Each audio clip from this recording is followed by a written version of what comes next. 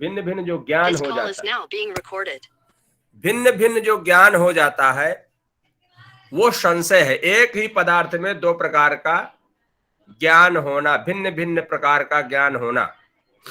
जैसे कोई एक पेड़ का जो है तना खड़ा हो, उसकी डाली वाली ना हो, उसको हम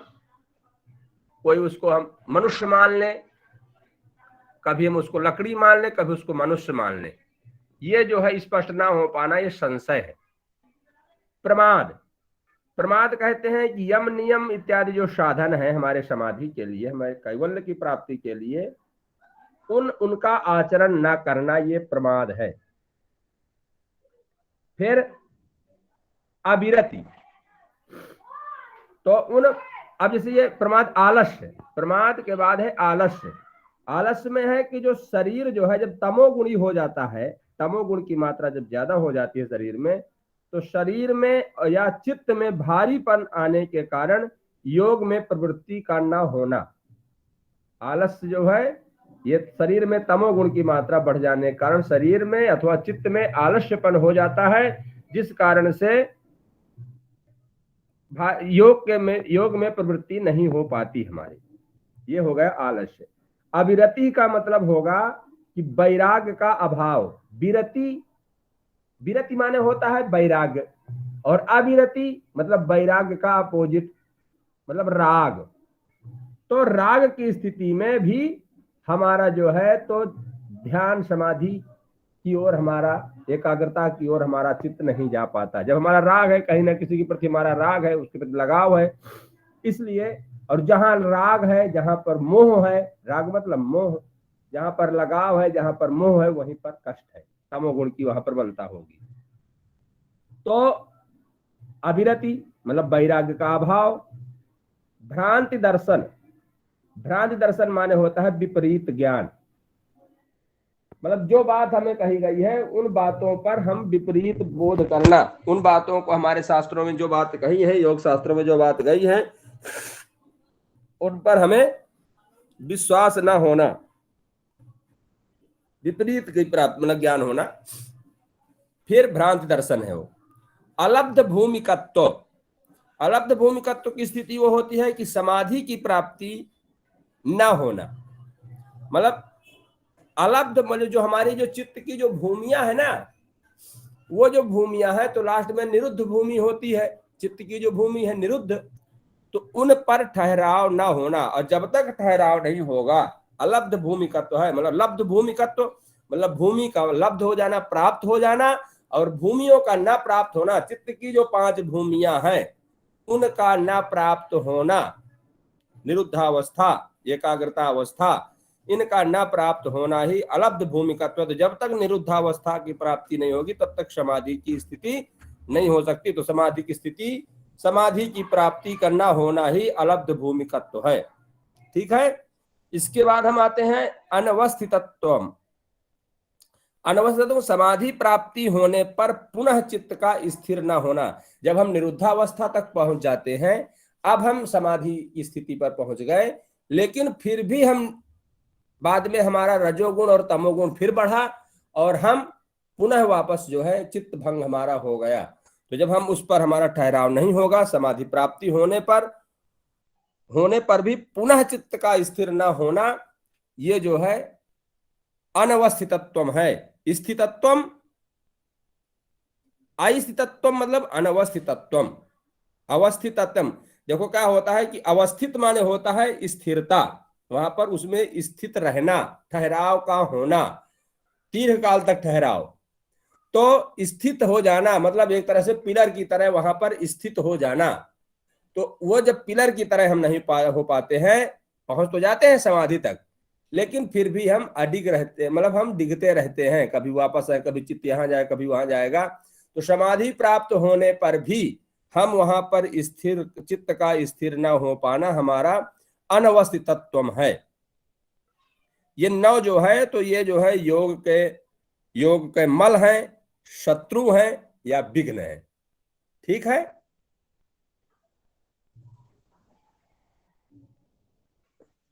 समझ में आ गई बात भैया? हेलो। सर ये लास्ट वाला फिर से बताइए। अनवस्थित तत्व वाला, जी। अनवस्थित तत्व का मतलब ये होता है कि जैसे आप लोग जब हम निरुद्धावस्था में पहुंच गए, हमारी चित्त की भूमियां हैं वो निरुद्धावस्था तक पहुंच गई। 5 चित्त की भूमियां होती हैं, क्षिप्त, मूढ़, विक्षिप्त, एकाग्र और निरुद्ध। तो जब निरुद्धावस्था तक पहुंच जाते हैं हम, हमारा समाधि लग जाती है। लेकिन अब ये जरूरी नहीं है कि समाधि लग गई तो आप रजिस्टर्ड हो गए, आपकी समाधि लग जाएगी। फिर भी हमें वापस आने का बहुत ढेर सारा चांस होता है। अगर हम यम नियम इत्यादि का पालन नहीं कर रहे हैं, सद और मतलब अच्छे सत्पुरुषों का संगति नहीं कर रहे हैं, अभी भी हमें फिसलने का मौका है। क्योंकि प्रतिष्ठा को प्राप्त कर लेना बहुत बड़ी बात नहीं है, उस प्रतिष्ठा पर ठहरे रहना बहुत बड़ी बात है। बहुत बड़े बड़े लोग जो है, जो संत होते हैं, जो संत के भेष में और बहुत बड़ी ऊंचाइयों को प्राप्त कर लेते हैं, लोगों के पूजा घर तक पहुंच जाते हैं, मंदिरों तक पहुंचते हैं, किचन तक पहुंच जाते हैं, उनकी मूर्तियां पहुंचती हैं, लेकिन फिर भी वो जाकर के फिर नीचे गिर जाते हैं। तो वही स्थिति होती है। तो प्रतिष्ठा को प्राप्त कर, ऊंचाइयों को प्राप्त कर लेना बहुत बड़ी बात नहीं है। बात तो हम उस पर ठहराव कैसे हो, ये बहुत बड़ी बात है। तो ये अनवस्थित तत्व का मतलब होता है कि हम वहां समाधि की स्थिति में पहुंचने के बाद भी वहां पर उसका ठहराव न होना, पुनः हम फिर से विक्षिप्त और क्षिप्त और मूढ़ की स्थिति पर आ जाना। ठीक है। जी जी सर, जी सर। अब इसका ये सबको स्पष्ट हो गया कि इसमें किसी कोई समस्या है? जिस भी विद्यार्थी को समस्या हो वो अभी बता सकता है हमें। इसको कोई एक विद्यार्थी हमें उच्चारण करके सुना दे। सुनाऊं सर? हाँ सुनाइए। व्याधिस्त्यान संशय प्रमादालस्या विरति भ्रांति दर्शनालब्ध भूमिकत्वानवस्थितत्वानि चित्त विक्षेपास्तेन्तरायाः। सुंदरम। धन्यवाद तो सर। इस तरह से हमने ये इसके प्रधान अंतराय है, प्रधान दुख है इनके, ठीक है ना, प्रधान विघ्न है। ये सब आंतरिक वाले, मतलब ये तो परमानेंट वाले हैं, ज्यादातर इससे कोई भी बच सकता है, बस वही नहीं, कुछ ना कुछ इसमें समस्या बनी ही रहती है। लेकिन इसके साथ साथ एक गौण गौण भी एक दुख होते हैं, एक अंतराय होते हैं। गौण और प्रधान समझते हैं ना? प्रधान जी कार्य, प्रधान उसे कहते हैं, गौण उसे कहते हैं कि प्रधान, जैसे हम लोग स्कूल जा रहे हैं, अब हम स्कूल जा रहे हैं, हमारा काम है, हम बैग लेकर के पुस्तक लेकर स्कूल गए, तो हम पढ़ने जा रहे हैं, लेकिन हमारी मम्मी ने कहा कि वापस में सब्जी लेते आना, तो हम सब्जी भी ला रहे हैं वापसी में और पढ़ने भी जा रहे हैं। तो सब्जी लाना हमारा गौण कर्म है, हम सब्जी लाने मेन रूप से नहीं गए हैं, हम गए हैं, मेन हमारा काम था पढ़ना। पढ़ने के बाद वापसी में जो हम कुछ पढ़ने के अतिरिक्त जो कार्य हम कर रहे हैं, उसी बीच में मार्ग में जो पढ़ रहे हैं, वो हमारा गौण कार्य होगा और पढ़ना हमारा प्रधान कार्य होगा। ठीक है ना? तो ये हमारे प्रधान कार्य हैं। तो प्रधान कार्य जो है ये 9 दुख है, और इसके साथ साथ जो है ये जो है 5 जो है ये गौण, ये विघ्न है। ठीक है ना? तो ये जो दुख है ये चित्त में, ये 5 जो है ये गौण दुख है, ये उसके साथ में रहते हैं, ये स्वतंत्र रूप से नहीं रहते, ये उनके साथ ये भी भूमिका निभा देते हैं। ठीक है? तो ये जो है इनको हम एक बार देख लेते हैं। तो दुख दौर्मनस्यांग में जयत श्वास प्रश्वासा विक्षेप सह भुवः। दुख दौर्मनस्यांग में जयत श्वास प्रश्वासा विक्षेप सह भुवः। अगर हम अलग अलग पढ़ेंगे तो दुख दौर्मनस्य अंग में जयत्व। पूरी नहीं आ रही है सर, क्या है? पीडीएफ पूरी नहीं आ रही है, वो लगता है कैमरा ऐसे हो गया है, वो सूत्र पूरा दिख नहीं रहा है। अच्छा, पूरा नहीं आ रहा? नहीं सर। अच्छा, कटा हुआ आ रहा है। अब मोबाइल सुलाना पड़ेगा क्या? अब देखो आ रहा है? नहीं आ रहा है। तो कौशल जी आप लगा दीजिए फिर, क्या है? हाँ मैं लगाता हूँ, एक सेकंड। तो यहाँ ये पढ़ाने में जो है तो भाव भंगिमा हो रही, जब माइंड बनता है तो फिर ये डिस्टर्ब कर दिया, ये भी बड़ा। इसको कोई विद्यार्थी कर दिया करें, क्योंकि हमें तो बिल्कुल हमारा बिल्कुल फ्रेश माइंड होना चाहिए।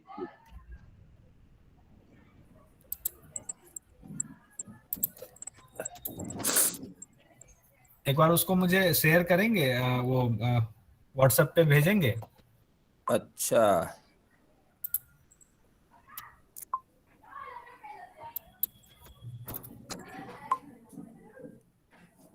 कौशल कमल जी,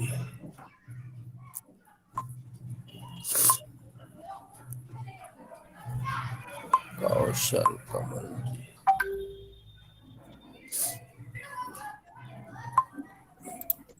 तो दुख दौर मनस्य अंग में जयत्व श्वास प्रश्वास विक्षेप सह भुव। तो दुख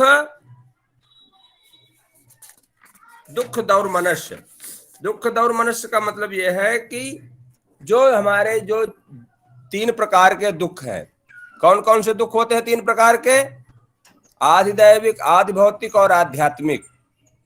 त्रय दुख होते हैं, ठीक है ना? इसको याद रखिए। अगर कोई पूछे कि दुख कितने प्रकार के होते हैं, तो 3 प्रकार के, आधिदैविक, आधि भौतिक और आध्यात्मिक।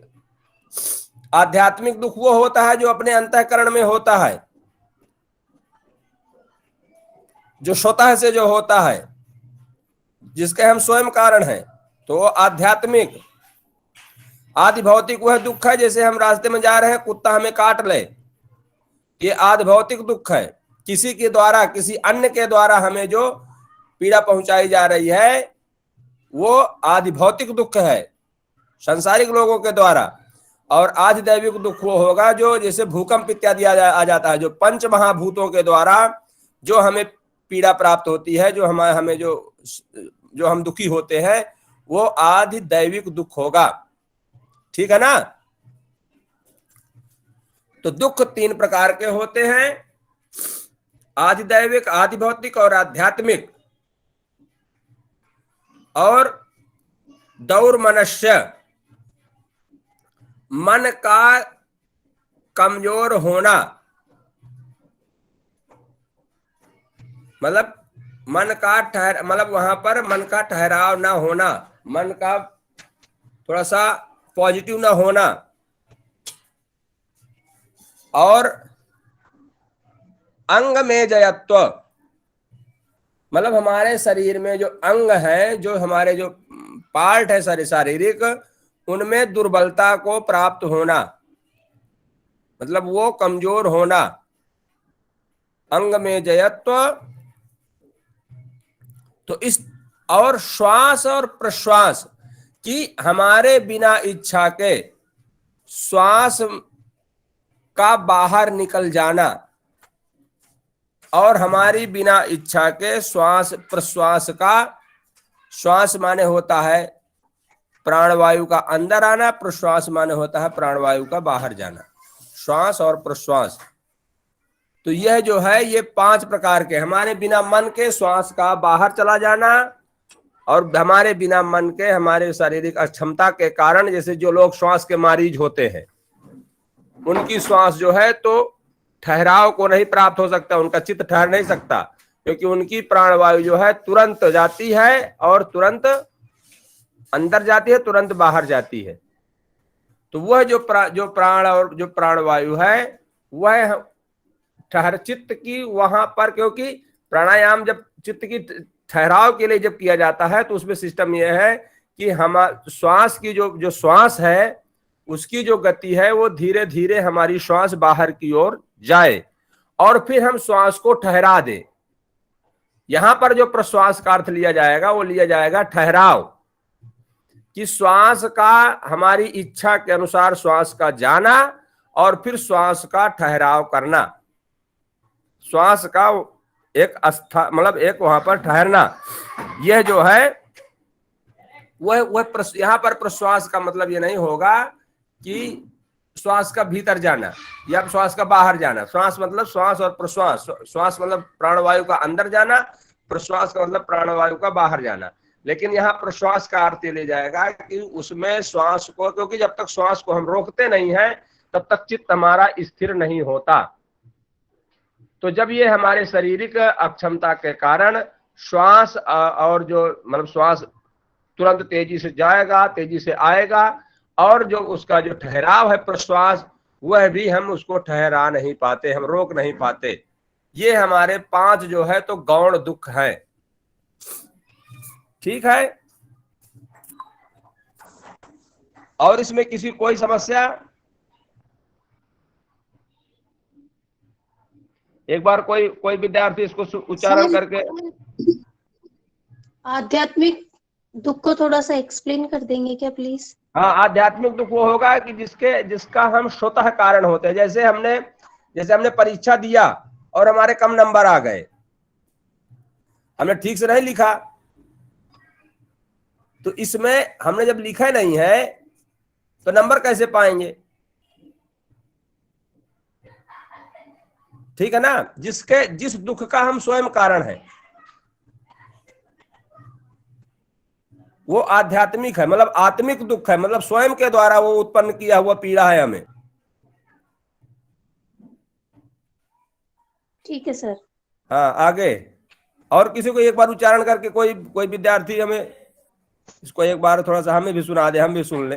सर हमें लगता है कि इनका डाउट अभी क्लियर नहीं हुआ है, इनसे दोबारा पूछिए क्या ये डाउट क्लियर कर चुके हैं आपके इस एग्जाम्पल से? ये जो बालिका भी जो पूछ रही थी हमसे। जी सर, इन्होंने जिस तरह से कहा ठीक है, हमें लगा शायद इनका अभी डाउट क्लियर नहीं हुआ है, एक बार दोबारा से पूछिए इनसे। नहीं, ऐसा मुझे है समझ क्या? में आ गया मैडम, समझ में आ गया है। मतलब जो हमारी सोच या विचार के अनुसार हम अपने स्वतः ही दुखी होते हैं ना किसी चीज के लिए। जी हाँ, वही तो आध्यात्मिक दुख कहलाएगा। जी जी जी, मतलब ये उस ठीक। दुख हमारे का कर्म, कोई हमारे कर्मों का जो फल हमें मिलेगा हम जानते हैं, हमारे द्वारा नहीं, किया फल हुआ है। नहीं बालिका, ऐसा नहीं है। कर्मों का फल तो चाहे कुत्ता भी काटेगा तो कर्मों का फल है। अच्छा सर। कर्मों का फल तो बिना कर्मों के फल के अलावा कुत्ता भी नहीं कहेगा, पत्ता भी नहीं हिलेगा। अच्छा, जिसका कर्मों कारण का हम फल नहीं स्वयं यहाँ लेना है। यहाँ पर दुख का तात्पर्य है कि जिसका हम स्वतः कारण हैं। इसीलिए मैम हमने इसीलिए बोला क्योंकि आपके भाव से पता लग रहा था कि आपका डाउट अभी डाउटफुल ही है। तो इसको थोड़ा सा हम ब्रीफ करेंगे सर। आध्यात्मिक दुख जैसे स्वयं को दिया हुआ स्वयं का दुख, हमारे विचार, जैसे कि मैं सुंदर हूं या मैं सुंदर नहीं हूं। सामने वाला अगर कोई, हम किसी की दूसरे की प्रशंसा देख रहे हैं तो हमें ऐसा लगता है वो इतना सुंदर क्यों है, उसके पास इतना धन क्यों है, वो इतना पढ़ा लिखा क्यों है।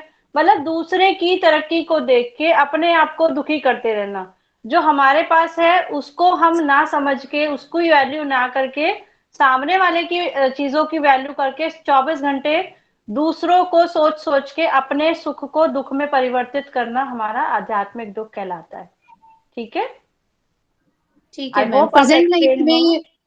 प्रेजेंट लाइफ में जो चल रहा होता है हम जी, उसको जो समझे, है ना, उसका आनंद ना लेते हुए, देखो सिर्फ इसके दूसरों की तरक्की से ईर्ष्या करते हुए। एक ठीक है, इसको सुन लीजिए। जैसे कि मान लीजिए आपको ये जो पंच महाभूत है, छित जल मतलब पृथ्वी जल तेज वायु और आकाश, ये पांचों को जानती है ना।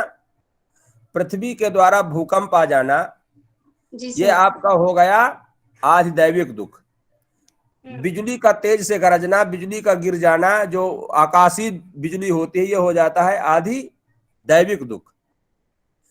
जल का ज्यादा बढ़ जाना, बाढ़ आ जाना, घर गृहस्थी सब नष्ट हो जाना, ये हो गया अधिदैविक दुख। इस प्रकार से जो 5 तत्व हैं, गर्मी के कारण मतलब सूर्य के, तपन के, अग्नि के कारण, तो ये जो 5 तत्व हैं, पृथ्वी जल तेज वायु और आकाश, ये पंच महाभूतों के द्वारा जो हम दुखी होते हैं इनके प्रकोप से, ये होगा हमारा आधिदैविक दुख। इसके बाद आदि भौतिक दुख ये होगा कि जो जो जो पदार्थ हमको यहाँ पर, जैसे कुत्ता ने काट लिया, सांप ने काट लिया, पेड़ गिर गया, ये क्या होंगे? किसी राजा ने दंड दे दिया, किसी मनुष्य ने हमें थप्पड़ मार दिया, किसी मनुष्य ने हमें गाली दे दिया, ये हमारे पीड़ा का कोई अन्य कारण है। ये हो गया आदि भौतिक दुख। इसके अलावा जो भी हम कुछ वो करेंगे जिससे द्वारा हमें परीक्षा का पास फेल होना या किसी मान सम्मान की प्राप्ति का ना होना, ये जो कारण होंगे जिसके हम स्वतः कारण हैं, वह होगा आध्यात्मिक दुख। और तीनों ही दुखों का ये जो परिणाम मिलते हैं हमारे कर्मों के फल ही हैं। नहीं, कर्मों का फल तो सब है, सभी है। हाँ, कर्मों का फल तो कुत्ता का काटना और राजा का मारना भी है भाई। कुछ ना कोई कार्य तो किए होंगे, तभी तो राजा ने चोरी की, हम चोरी किए होंगे। ठीक है सर, बहुत अच्छे से समझा है सर। मतलब जो नेचुरल डिजास्टर्स होंगे वो आदि दैविक में आएंगे, और जो किसी पर्सन से मिल रहे हैं वो आदि भौतिक, और जो हम स्वयं के लिए देते हैं वो आदि आध्यात्मिक, आध्यात्मिक दुख। जैसे मान लीजिए हमने चोरी किया, अब चोरी किया और हमको ये हुआ कह रहा ये कोई देख लिया क्या, हमारा बीपी का हाई हो जाना।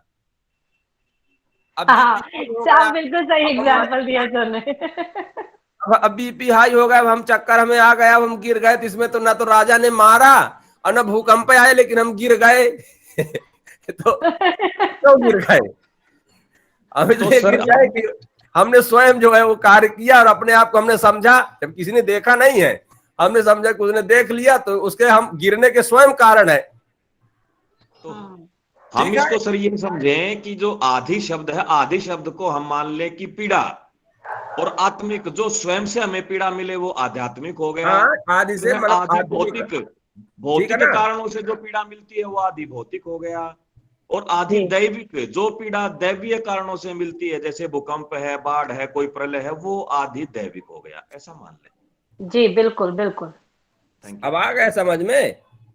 जी सर बिल्कुल आ गया अच्छे से। आप सब लोग बुद्धिजीवी हैं जो है, उसी हम भी आपके साथ थोड़ा सा प्रयासरत है कि थोड़ा सा हम कुछ आपका स्पष्ट कर सके। सब लोग मिलाकर के इसको संपूर्ण कर लेंगे, ठीक है ना? सूत्र पढ़ दूं सर?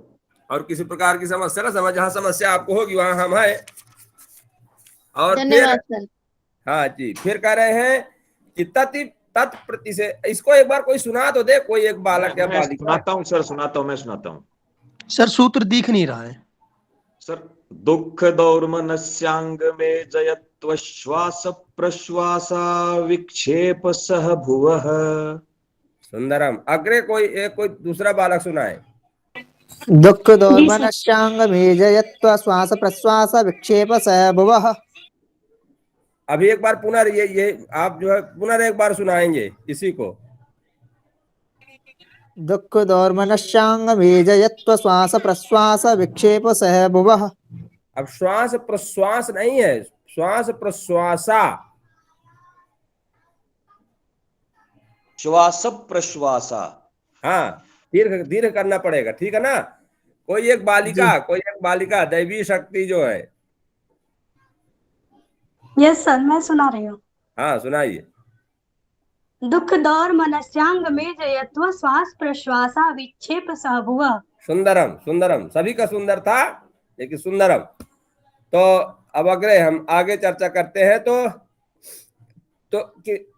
नौ जो है तो प्रधान अंतराय है और क्षय। आगे चर्चा करने से पहले हमारी एक रिक्वेस्ट है, सभी से करना चाहेंगे। अभी देखिए 8 बज चुके हैं, 7:30 बजे इस कक्षा का समय है, तो 7:30 का मतलब है 30 मिनट से आप 35 या मैक्सिमम 40 तक इस कक्षा में एंटर करें, जिससे कि सर को बार बार बीच में पढ़ाने में विघ्न ना हो और बार बार सबको एडमिट करने में प्रॉब्लम ना आए, ठीक है? क्योंकि सभी का कक्षा में ध्यान रहता है और बार बार बीच में ध्यान भंग होता है एडमिट करने के लिए, फिर किसी का एडमिट होता है, किसी का नहीं होता। 7:30 का टाइम है, तो 7:40 तक आप मैक्सिमम एंट्री ले लीजिए। और अगर किसी को दूसरी कक्षा में लेना है तो उसका समय 8:30 बजे है, तो उसमें 8:40 तक आप एंट्री ले लीजिए। अभी तक लोग आ रहे हैं, 7:30 की बजाय 8 बजे तक लोग एंट्री कर रहे हैं। तो ये क्लास के प्लीज डिसिप्लिन को मेंटेन करके रखें। ये सबसे रिक्वेस्ट है। थैंक यू सर, अब आप कंटिन्यू कीजिए प्लीज। क्योंकि ये जो हम जो दर्शन जो पढ़ रहे हैं ना, ये हम महर्षि पतंजलि द्वारा जो है व्यवस्थित किया हुआ है। अब इसमें पहला सूत्र क्या है बताइए आप लोग? अथ योगानुशासन। अथ योगानुशासनम। पहले उन्होंने अनुशासन की चर्चा किया है कि आप अनुशासित रहिए, और जब अनुशासित रहेंगे तब आगे हम इसको पढ़े तो ठीक है। अगर पहले से अनुशासन भंग है, वैसे आप लोग अनुशासित है, बहुत अच्छे विद्यार्थी हैं हमारे, और बहुत आगे तक हम लोग चलेंगे इसको लेकर के। हमारा जो ये बैच होगा ना, ये दुनिया से टकराने वाला होगा योग दर्शन में, आप चिंता ना करिएगा। अब हम ये कह रहे हैं कि जो ये चित्त के जो विक्षेप है, जो एकाग्रता में हमें समस्या खड़ी होती है, तो इसका जो है उन्होंने तो पहले बता दिया है कि कैसे इसकी समस्या का समाधान होगा। विवेक, वैराग्य और अभ्यास के द्वारा मैंने चर्चा किया था ना इसके पहले। जी सर। अभ्यास वैराग्याभ्याम तन्निरोध। अभ्यास और वैराग्य के द्वारा इसका निरोध होगा, लेकिन उसमें विवेक बहुत जरूरी है। तो कल हमने इसके बारे में चर्चा किया था कि विवेक, अभ्यास और वैराग्य। तो उसमें कह रहे हैं कि जो चित्त में जो होने वाले जो समस्या है, उन्होंने गिना दिया कि दुख हो सकते हैं, स्त्यान हो सकते हैं, व्याधि, स्त्यान, संशय, प्रमाद, आलस्य, अविरत, भ्रांत, दर्शन, अलब्ध भूमिकत्व, अस्तित्व, चित्त विक्षेप आस्ते सब हो। तो ये जो है, ये जो होंगे चित्त विक्षेप आस्ते अंतराया, ये जो 9 हैं ये आपके प्रधान अंतराय, और 5 जो है ये गौण अंतराय, ये साथ में होने वाले हैं। तो गौण भी व्यक्ति को डिस्टर्ब कर देता है, जरूर प्रधान नहीं है, लेकिन अगर आपका श्वास के मरीज हैं आप, तो फिर बताइए समस्या खड़ी हो गई ना।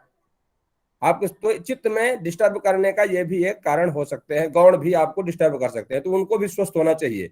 इसलिए पतंजलि जी ने आयुर्वेद की रचना किया है। तो तत्प्रतिषेधार्थम एक तत्वाभ्यास, तत्प्रतिषेधार्थमेक तत्वाभ्यास। कह रहे हैं कि तत्प्रतिषेधार्थम, जो हमने ऊपर जो हमने विघ्नों की चर्चा, जो अंतरायों की चर्चा हमने किया है, जो प्रधान विघ्न और उपविघ्न, तो 9 5 कितने हो गए? 14 प्रकार के जो हमने विघ्नों की चर्चा किया, 5 गौण और 9 प्रधान। तो उनके विनाश के लिए हमें विनाश उनका विघ्नों का तो समन करना ही पड़ेगा। उनके विनाश के लिए एक तत्व अभ्यास, हमें किसी एक तत्व, तो वह एक तत्व कौन है भैया बताइए, कौन विद्यार्थी बताएगा? ईश्वर। ईश्वरम सुंदरम। तो वह ईश्वर जो एक अलग तत्व है, केवल एक है, वो उस ईश्वर को उसका हमें चिंतन करना, उसकी हमें चिंतन और उपासना करनी चाहिए। ठीक है। तो तत्प्रतिषेधार्थम, उसके प्रतिषेधार्थ, उसको नष्ट करने के लिए, उसको रोकने के लिए क्या उपाय है? कौन सी और टेबलेट खाया जाए? तो कह रहे हैं वह जो एक टेबलेट है, उसके अलावा और कोई दवा नहीं है, तो पहले वो वाला टेबलेट खाइए। तो वह एक तत्व अभ्यास है, वह जो एक क्या है? वो ईश्वर।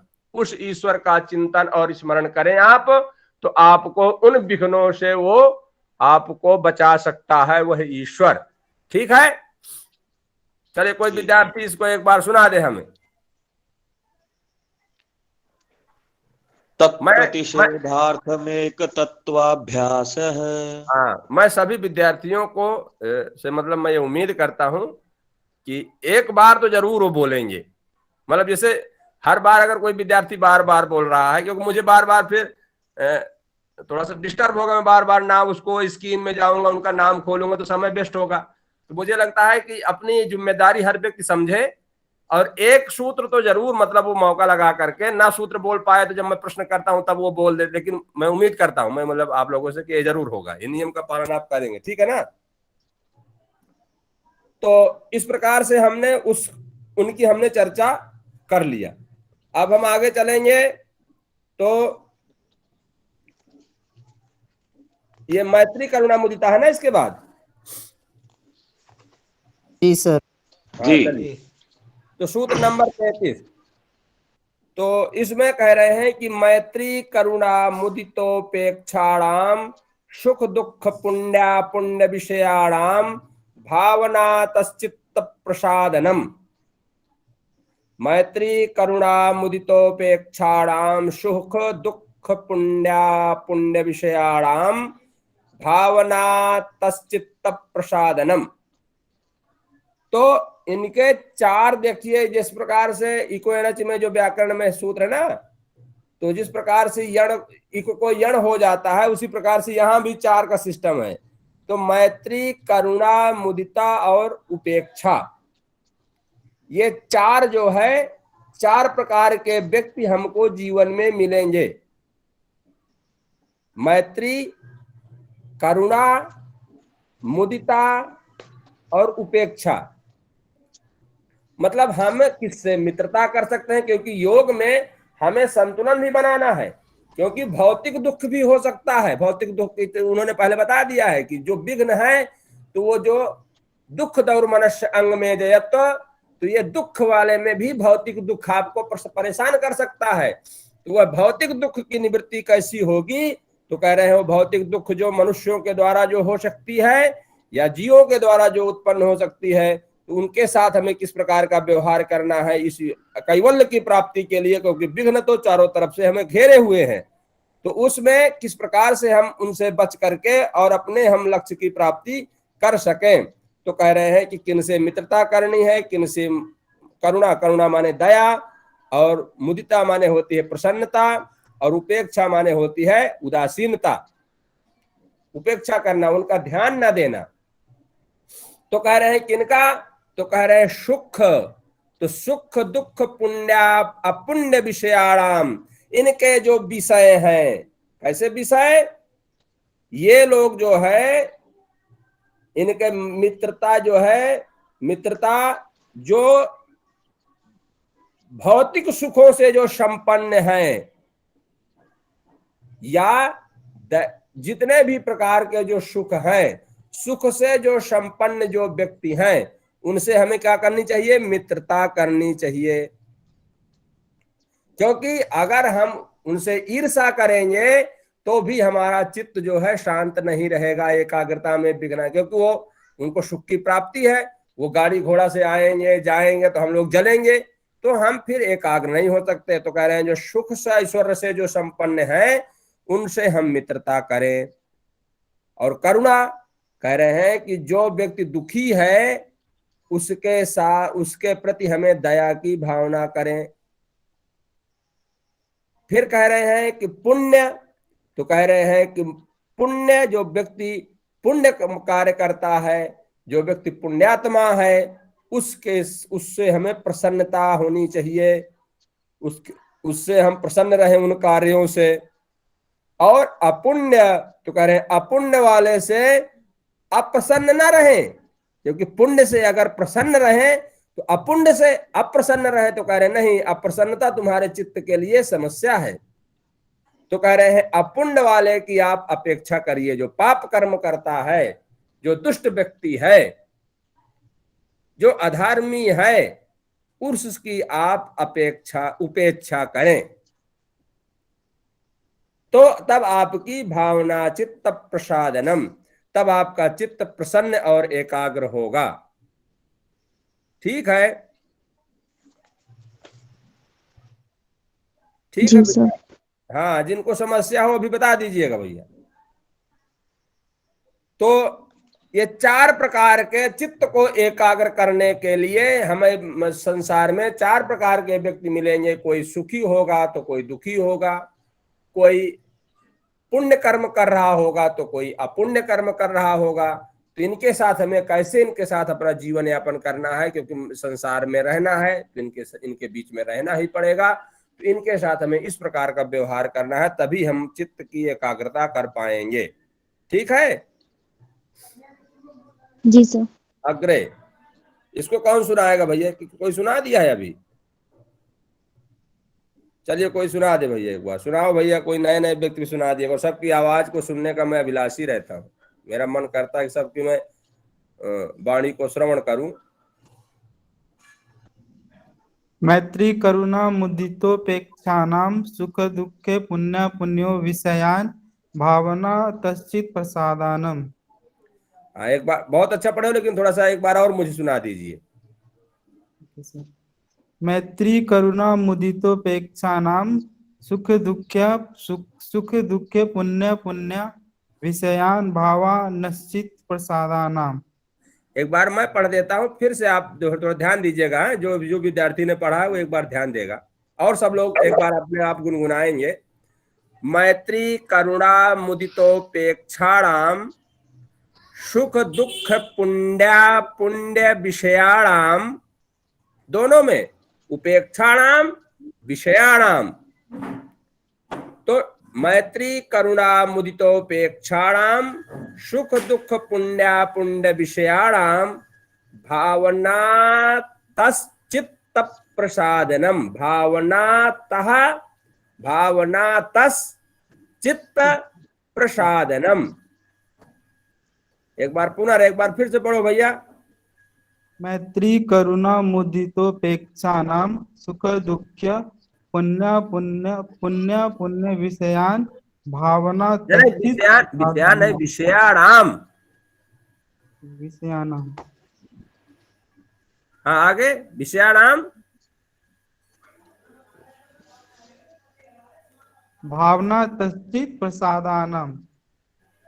नहीं, भावना तश्चित्त प्रसादनम। ठीक है जी सर। और कोई एक कोई वो सुना दे, कोई लक्ष्मी जी सुना दे कोई एक। मैत्री करुणा मुदितोपेक्षाणां सुख दुःख पुण्य पुण्य विषयाणां भावना तश्चित प्रसादनम। पुनः एक बार। मैत्री करुणा मुदितोपेक्षाणां सुख दुःख पुण्य पुण्य विषयाणां भावना तश्चित प्रसादनम। मुझे लगता है आप चित्त बोल रही हैं क्या? भावना तश्चित प्रसादनम। हाँ, चित्त दोता है। चित्त, एकता को बीच में रोक देना, चित्त। ठीक है, सुंदरम। अग्रे। तो 4 प्रकार के मनुष्यों से मुलाकात होगी, उनके साथ हमें ऐसा व्यवहार करना है। अब हम कह रहे हैं कि अगले सूत्र में कह रहे हैं कि अब वो मनुष्यों द्वारा हो गया, अब कह रहे हैं प्रच्छर्दन विदारणाभ्याम व प्राणस्य। तो कह रहे हैं कि प्रच्छर्दन विधारणाभ्याम व प्राणस्य, नासिका के द्वारा प्राणवायु को बाहर फेंकना, बाहर रोके रहना, इन 2 प्रकारों से का जो मतलब प्राणों को, प्राणवायु जो होती है उन पर हमें ये इसका प्रयास करना चाहिए। मतलब हमें चित्त की एकाग्रता के लिए हमारा श्वास भी महत्वपूर्ण है। मतलब प्राण को नासिका द्वारा बाहर फेंकने और फेंक कर बाहर रोके रहना, इन 2 प्रकार से भी चित्त की एकाग्रता होती है। अभी जैसे हमने उस समय बोला ना, वो श्वास प्रश्वास के लिए कि श्वास का जाना फिर बाहर न रोक रहे, तुरंत श्वास फिर बाहर अंदर की ओर भागाती है। जो श्वास के मारे होते हैं उनको समस्याएं हुआ करती हैं कि वो आपके हृदय तक बहुत कम जाते हैं, वही गले के नीचे तक जाएंगी और तुरंत श्वास भगेगी और फिर अंदर भगेगी, मतलब रुकती नहीं है श्वास। उसी को यहाँ चर्चा कह रहे हैं कि हमें उसका भी प्रयास करना चाहिए, मतलब प्राणायाम की तरफ भी हमें ध्यान देना चाहिए। तो कह रहे हैं प्रच्छर्दन विधारणाभ्याम, नासिका द्वारा प्राणवायु को नासिका द्वारा बाहर फेंकने, प्रच्छर्दन बाहर फेंकने, और विधारणा, विधारण माने उसको धारण रोके रहना, उसको रोके रहना। ये 2 कार्य जो है इसको करने से भी हमारे चित्त जो है हमारा ठहराव की स्थिति को प्राप्त होता है, चित्त की एकाग्रता होती है। ठीक है जी गुरु जी। हाँ, हम चित्त की ही चर्चा चल रही है। चित्त कैसे एकाग्र होगा, चित्त की ही सारी समस्या है। चित्त ही आपको समाधि कैवल्य की प्राप्ति कराएगा, इसलिए सब चित्त को पहले हम ठीक समझे रहे। चलो कौन सर विद्यार्थी उसको सुनाएगा? प्रैक्टिकली कुंभक की बात बोल रहे हैं क्या? किसके? प्रैक्टिकली कुंभक की बात कर रहे हैं क्या, सांस छोड़कर रोकने की? हाँ, ये प्राणायाम की चर्चाएं हैं कि थोड़ा सा कुंभक भी हो। हाँ, ये थोड़ा सा कुछ उसके इर्द गिर्द जा रहा है।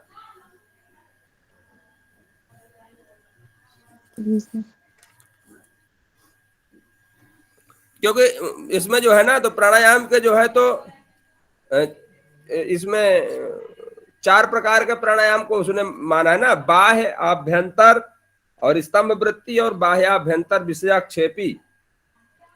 योग दर्शन में 4 प्रकार के प्राणायाम की चर्चा है, बाह्य, आभ्यंतर, स्तंभ वृत्ति और बाह्याभ्यंतर विषयाक्षेपी। ये 4 प्रकार के प्राणायाम की योग दर्शन पर चर्चाएं हैं।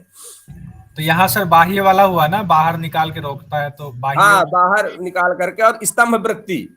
हाँ ठीक। स्तंभ माने रोकना, बाह्य और स्तंभ वृत्ति 2। तो इससे भी चित्त की ठहराव होता है, चित्त में एकाग्रता की प्राप्ति होती है। ठीक है, कोई विद्यार्थी हमें इसको सुना दे तो हम भी सुन लें। प्रचर्दन विधारणाभ्याम व प्राणस्य।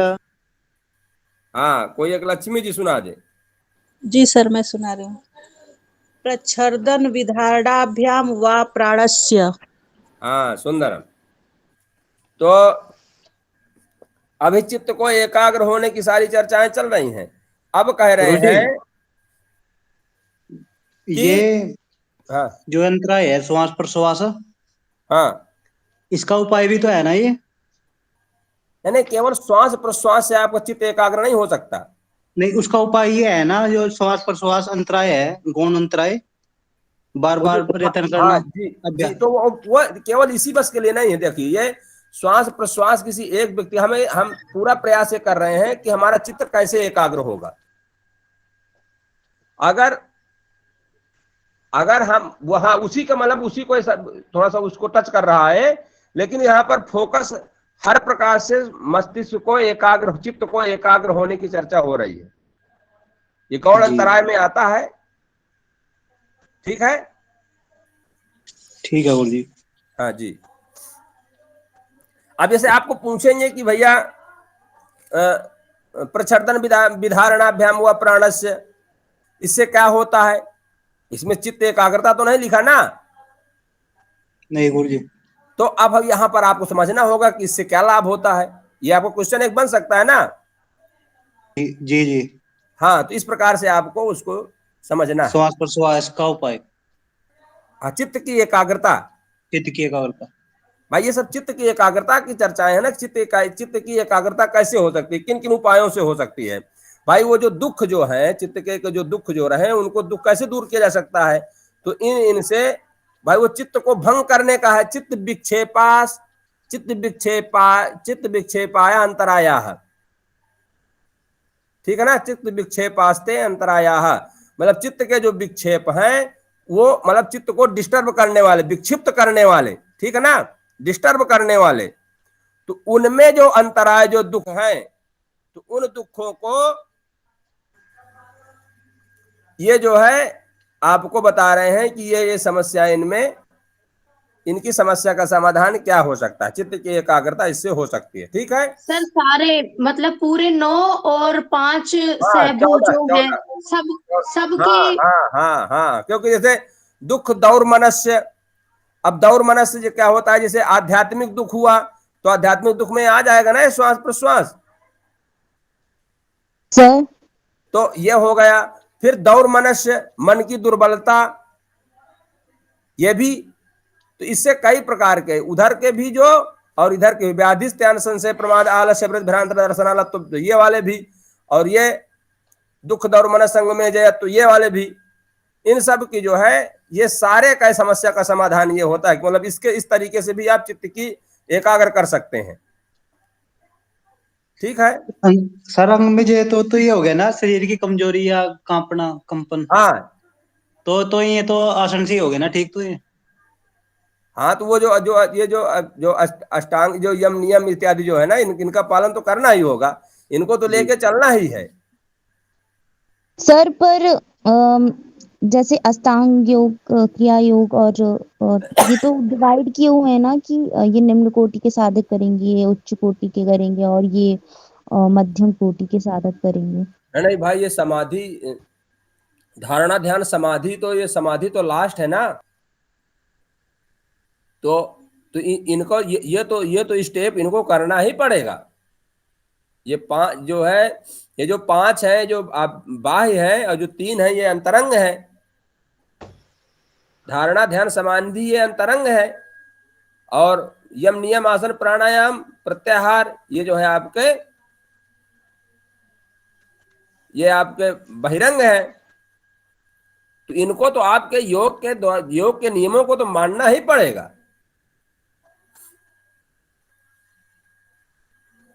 ये तो आपका ये समाधि तो लास्ट वाला है स्टेप, यहाँ समाधि पाद से प्रारंभ हो रहा है। अब यहाँ पर फल बता करके और फिर आगे उसके साधन बताएंगे कि शरीर कैसे स्वस्थ रहेगा। ठीक है सर, एक और क्वेश्चन था सर, जो अंतराय हैं और विक्षेप होते हैं उनमें डिफरेंस क्या होता है? देखो मैंने कल आप जुड़ी थी कि नहीं जुड़ी थी? सर नहीं, कल नहीं जुड़ी थी क्या आप? सर मैं लेफ्ट हो गई थी, मेरे फोन इशू हो रहा था। हाँ। देखो क्या होता है कि विक्षेप माने होता है उसको डिस्टर्ब करना। जैसे क्या होता है कि एक प्लेट हो रखी हो, तो चित्त हमारा प्लेट है और चित्त में मीठा पेड़ा रखा है कि कड़वा मिर्च रखा है। अब हम उस चित्त में ये जो भी हमें दिखाई दे रहे हैं या जो कुछ भी रखे, भाई हमारी इंद्रियां जो कुछ भी देखती हैं वो चित्त में उसका अवलोकन होता है, चित्त में उसका चित्र बनता है, उसी को जीवात्मा देखता है, उसी के तदाकार अपने आप को मान लेता है वो, तभी वह दुखी और सुखी होता है। तो कह रहे हैं कि जो चित्त में जो ये चित्त रूपी प्लेट में जो मिर्च रूपी जो पदार्थ रखा गया है, जब इसको जीव चखता है तो वह दुखी होता है। तो विक्षेप माने होता है उसको डिस्टर्ब करना। अब खाद्य पदार्थ क्या है? वो मिर्च है। डिस्टर्ब कौन हो रहा है? जीवात्मा। और किस में ये चीज रखा है, इसको उसके पास तक पहुंचाया कौन? चित्त। क्योंकि इंद्रियां हमारी जो है उसको देख करके तदाकार आकार भेज देती हैं चित्त के पास, और चित्त रूपी प्लेट में जीवात्मा चित्त को देखता है, उसमें चित्त में उस पदार्थ को देख करके अपने आप उसको मान लेता है कि यह चित्त और मैं दोनों एक हैं, मैं इसी का हिस्सा हूं, मतलब ये हम दोनों एक हैं। हिस्सा की बात छोड़िए, वो चित्त को ही अपने आप को मानता है। ठीक है जी, समझ आ गया। हाँ, फिर कह रहे हैं, अभी समय है ना हमारे पास, तो अच्छा, प्रच्छर्दन विदारणाभ्याम व प्राणस्य। अब ये कह रहे हैं कि विषयवती वा प्रवृत्ति रुत्पन्ना मनसः स्थित निबंधनी। विषयवती, विषय क्या है?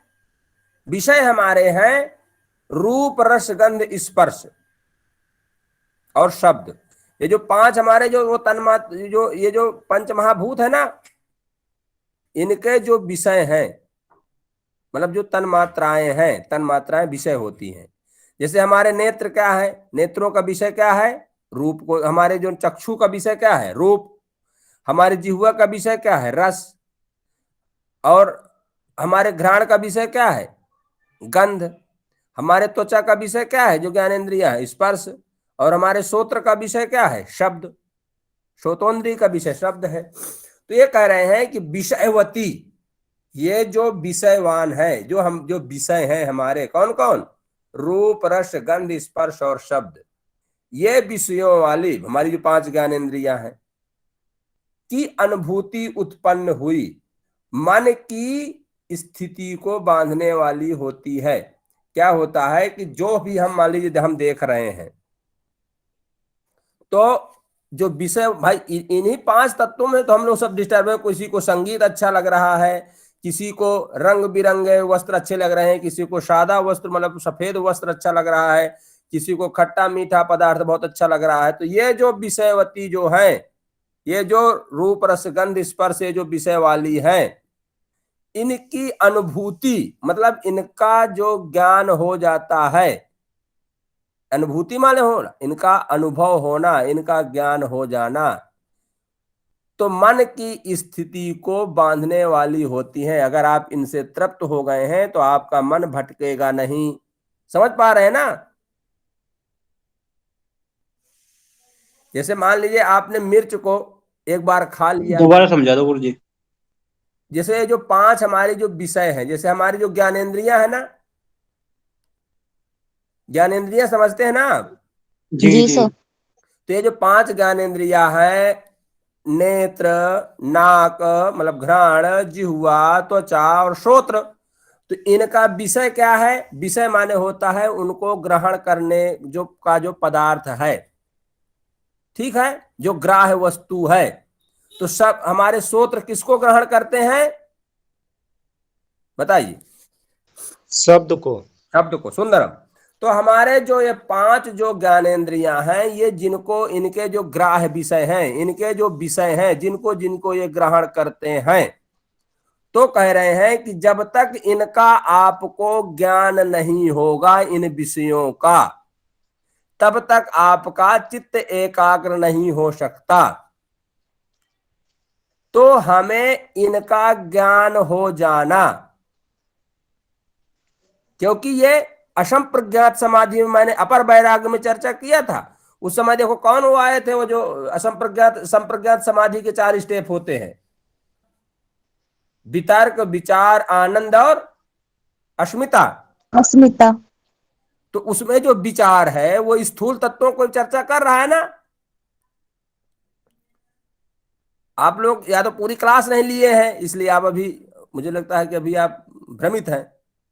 तो उसमें जो संप्रज्ञात समाधि के 4 स्टेप हैं, वितर्क, विचार, आनंद और अस्मिता, तो सर्वप्रथम उसने वितर्क में स्थूल तत्वों की चर्चा किया है।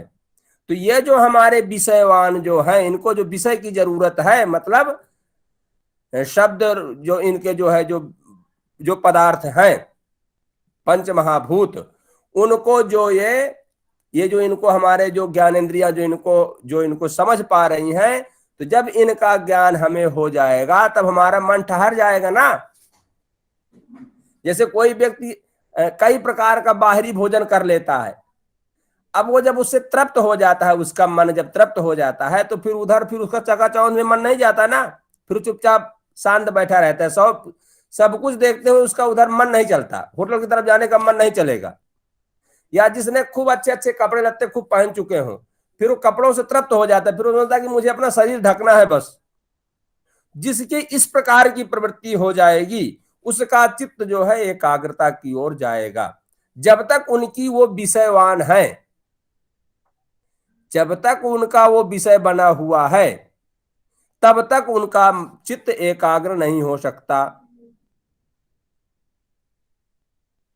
समझ में आ गई बात? जी गुरुजी। जिनको ना आई हुई फिर बता दीजिए, फिर से मैं स्पष्ट कर दूंगा।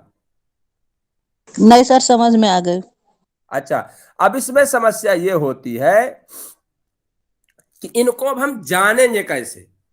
ये सूत्र नंबर 35, इसकी बहुत अच्छी व्याख्या है, कभी आप लोग ग्रंथों का अवलोकन करेंगे तो बड़ी स्पष्ट समझें। क्योंकि जो इसमें देखो गंध 2 प्रकार के होते हैं, सांख्य तत्व में चर्चा है इसके। जब बुद्धि के जब वो 62 भेद करते हैं ना, तब पता चलता है कि कैसे कैसे बुद्धि किनु किनु को ग्रहण करती है। बुद्धि के 62 भेद करते हैं सांख्य तत्व में। तो उसमें कहा गया कि एक गंध एक होता है दिव्य गंध, एक होता है रस, एक होता है दिव्य रस। तो दिव्य रस का अवलोकन जो है तो हमारे देवता लोग करते हैं। दिव्य रस का अवलोकन हमारे देवता लोग करते हैं, जो हमसे उच्च कोटि के जो जीव हैं। तो जो लोग जो देवलोक में जो रहते हैं, हम लोग मृत्यु लोक में रहते हैं, तो जो लोग देवलोक में रहते हैं वो जिस चीज का स्वादन करते हैं, उनका एक अलग प्रकार का उनका एक टेस्ट होता है।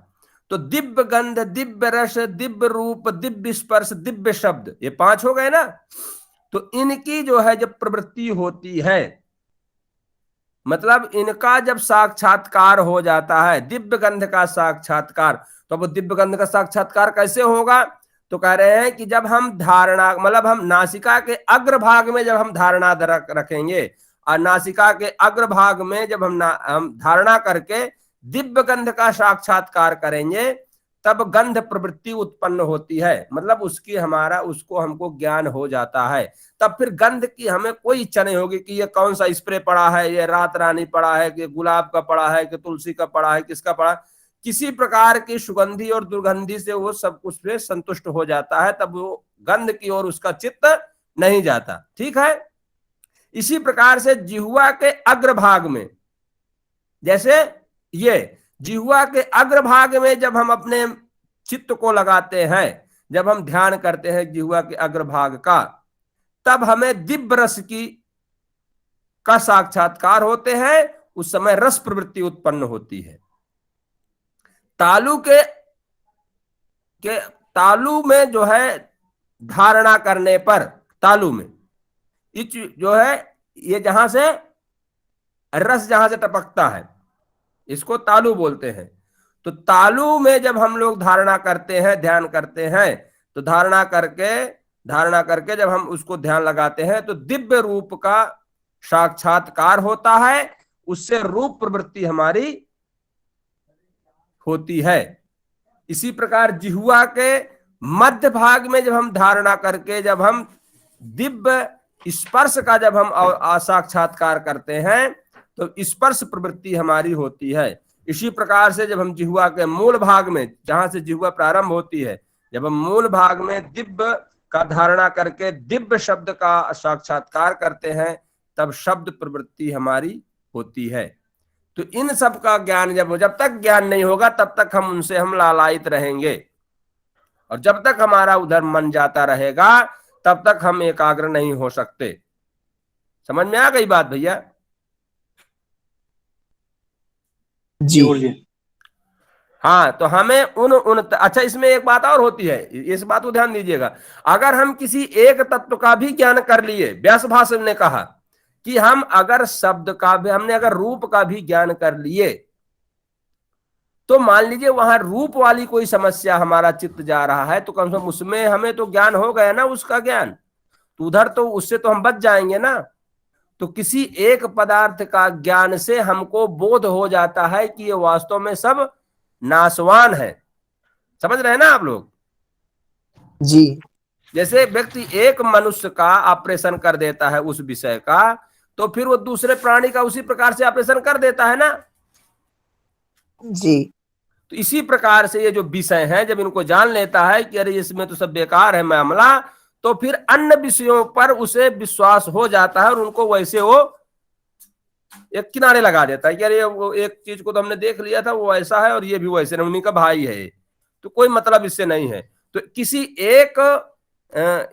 किसी दिव्य जो ये विषयवान जो है, जो विषयवती हैं, इनका किसी भी पदार्थों का अगर एक का भी आपने ज्ञान कर लिया, तो अन्य का उसी के अनुसार मान करके आप उनसे दूरियां बना सकते हैं।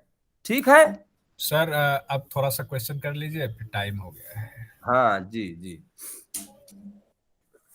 तो अब क्वेश्चन, मुझे लगता है ये सब लोग ज्ञानवान है कि कुछ करना पड़ेगा इनके साथ। मुझे तो लगता है कि हमारे जो विद्यार्थी हैं वो हैं।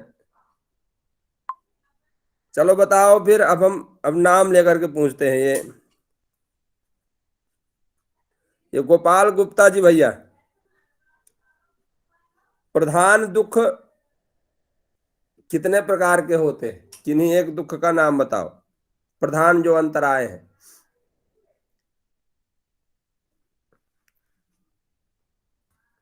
गोपाल जी कहीं और हैं।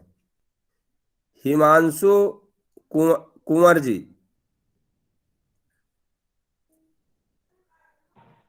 सर 9 प्रकार के।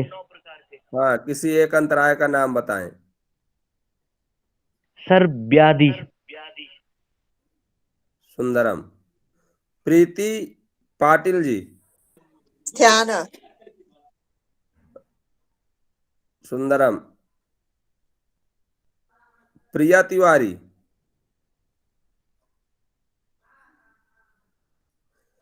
गौण गौण अंतरायों का संख्या बताएं।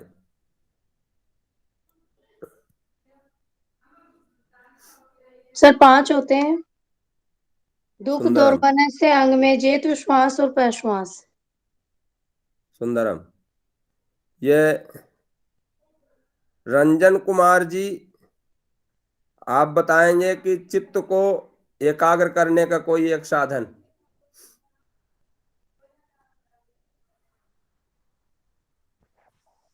जी प्राणायाम। नहीं, जो जो योग दर्शन में जो भी मैंने चर्चा किया उन्हीं में से किसी एक को श्वास बताओ। प्रश्वास न श्वास प्रश्वास, श्वास प्रश्वास नहीं। श्वास का आना जाना तो बना ही रहेगा। वो तो हर व्यक्ति श्वास प्रश्वास लेता देता है। अगर श्वास प्रश्वास से होता तो वो व्यक्ति हर समय उसका चित्त एकाग्र रहता। अच्छा, ये मैत्री करुणा मुदिता उपेक्षा, ये सर 5। हाँ तो बता दीजिए, किसी एक को कोई भी उपाय बताइए। प्राणायाम का बार बार अभ्यास करना। अरे भाई, अपने मन से आप स्वयं पतंजलि जी बने हैं। सर बहिर्कुंभक करके। प्रच्छर्दन विधारणाभ्याम व प्राणस्य, श्वास का बाहर की ओर जाना और फिर रोकना, ठहराव करना, ठीक है ना। तो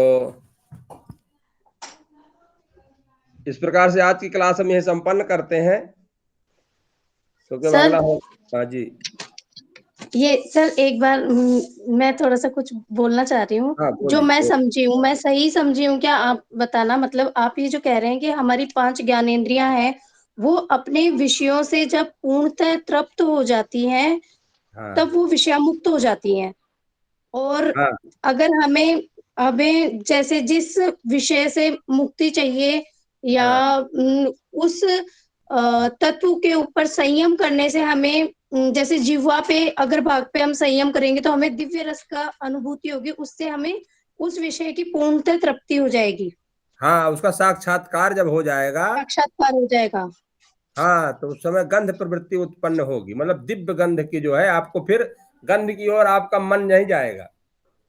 ठीक है सर, हम्म। धन्यवाद।